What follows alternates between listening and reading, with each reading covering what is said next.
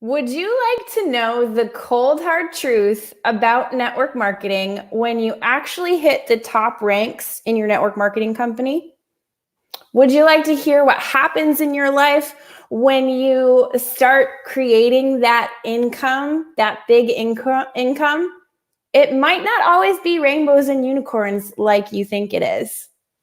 Well, my name is Karen Angeli from successwithkarenangeli.com. If you're coming in on the live, welcome. Super excited to have you. If you're coming in on the replay, do me a favor, drop me a replay in the comments and let me know where it is that you're coming in from. I'd love to connect with you. I would love to chat. So I want to talk today about the nitty-gritty behind what it means to actually become a top income earner within your network marketing company. Okay, I want to just kind of throw some things on the table and have you realize what actually happens when you hit those top ranks, okay? And let me tell you, it is awesome, okay? But I'm also going to give you the good, I'm going to give you the bad, and I'm going to give you the ugly, okay? So I want you to understand that it's not always rainbows and unicorns when you hit that top rank. And I want to kind of share some of the pitfalls that I found myself in whenever I did hit those top ranks. And I'm going to share some of the things that I learned as a result so that hopefully it can kind of shave off a learning curve for you. Because obviously you're in your network marketing company because you want to hit those top ranks, you want to make that money, right? Like you want to do well in your company, right? So let's talk about what it actually looks like on a day-to-day basis once you hit those top ranks, okay? I'm not going to lie to you. It's really cool to get the car. It's really cool to earn the trips. It's really cool to have that paycheck. It is very cool. But I want to explain to you what happens on that day-to-day basis, okay? So one thing that I found myself doing when I hit those top ranks is I actually found that I was spending a lot of my days and a lot of my weeks traveling from place to place, doing home parties. Okay, this was when I built my business offline, okay? Very different than what I do now, but I found myself traveling to home parties constantly. I found myself traveling to trainings constantly. I found myself going to people's houses. I found myself doing three-way calls in the nooks and crannies of my day. Okay, so it was literally like I had to take care of all these other people, and I will not lie to you, I loved it. It is so awesome to me to be able to take care of people in that way. But I want you to understand that literally every night of the week, I was out of my house. Okay, like I was not home. Okay, and that's when I started realizing that there was something wrong with how I was building my business because this isn't what I wanted.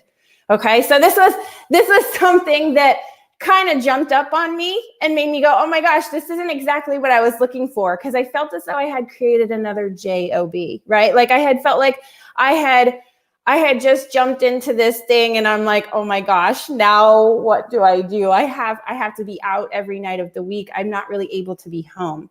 Okay, so one thing that you do when you hit those top ranks too is you actually find yourself to be a chief problem solver. Okay, like you are now the person that's going to help figure out when there's a problem, maybe within your team or maybe within your organization or maybe things that are happening in your business. You have to be that chief problem solver, right? Like you have to be the person that is going to help them get through whatever struggle it is. Hey, Jessica, so glad you could join me. So I want you to understand that it's not always rainbows and unicorns when you hit those levels, okay?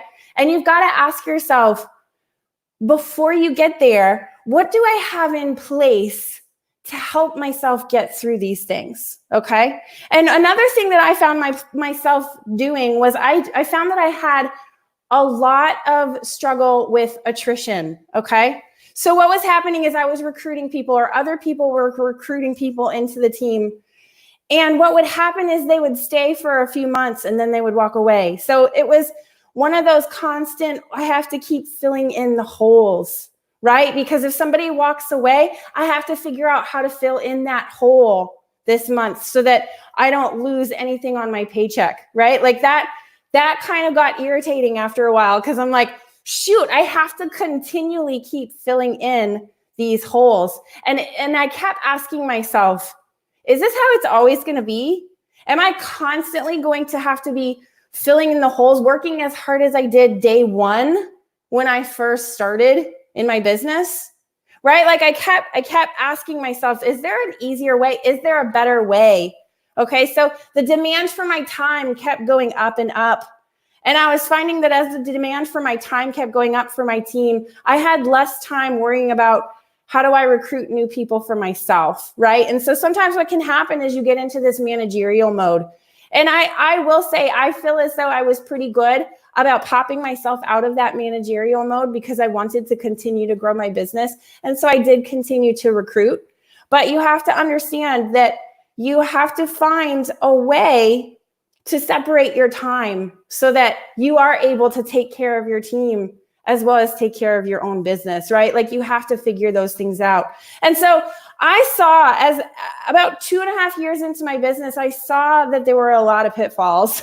I saw that I had kind of stepped into something and I didn't really know what it was that I needed to do in order to fix that. And what was really cool is that I realized that I needed a new skill set at this point. I realized that I needed something different. I needed more leverage. Have you heard that before, right? Like, have you heard that in order to build a business, you have to have some leverage at a certain point? Well, this is something that I realized that I absolutely needed. I needed more leverage in my business where I could actually recruit on demand, right? Like I wouldn't have to go out and search for new people all the time. I could actually start recruiting on demand. And I also needed a training system in order to get those new people ready to build their business too, ready to go, right? So I realized that what I had set up was good because it had gotten me to that income that I was looking for. But at a certain point, it wasn't keeping me moving forward. So at that point, I realized that I needed a new skill set. Have you ever felt that way in life before where you're like, I think I need to do something a little bit different if I want to get different results? Like, have you ever banged your head against the wall before and then been like, okay, that hurts. I probably shouldn't do that anymore. If you're like me, where sometimes you're like, I'm banging my head and I shouldn't do this anymore, drop a 1. Let me know I'm not the only one. That sometimes I bang my head against the wall a little too much. But this is where I found myself about 2.5 years into my business where I'd been banging my head against the wall. And it was time to look for that new skill set. All right. And what I ended up discovering at that point was that I actually could learn to build my empire online if I was doing it properly, instead of posting pictures everywhere about my product, hoping that somebody would pick them up along the way. If I was more strategic about the things that I was doing, then I could actually start recruiting people to me on demand. And then the other thing that's cool is that I actually started figuring out some systems that I needed in order to help train people along the way so that they could eventually do what I was doing, right? Like I had a very great duplication system at that time, and it worked, right? Like you don't get to those top ranks without that duplication. The problem is that at a certain point, it had stopped working. And so I needed something more. So what I ended up discovering is that I discovered that once I could figure out that online of recruiting on demand and helping with that duplication process on the other end, things started to change a little bit more for me. Things started to grow some more for me. All right. So, excuse me. What I wanted to share with you, I actually dropped a link for you. It's either, I think if you're on Facebook, it's above this video. If you are on YouTube, it is below this video. Okay. There is a link that says resource mentioned in training. Okay. This is actually the resource that I picked up and realized that I needed to start doing something differently in the online space if I wanted to actually start building that long-term business that I was looking for.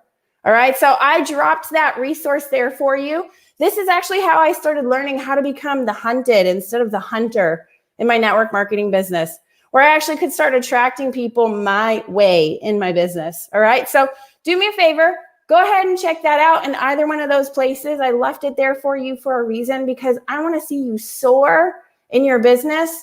And this changed how things worked in my business. Like this completely changed the game, made me realize that I had to do something different if I wanted to be different. All right. So hope it was helpful, and I will see you next time. Bye. Oh, Jessica, I see your comment just now. Sorry, that just popped up. I'm doing that now, banging my head against the wall. Yeah, I feel your pain, girl. I feel your pain. So, all right, girl. Well, I'll see you next time. Bye.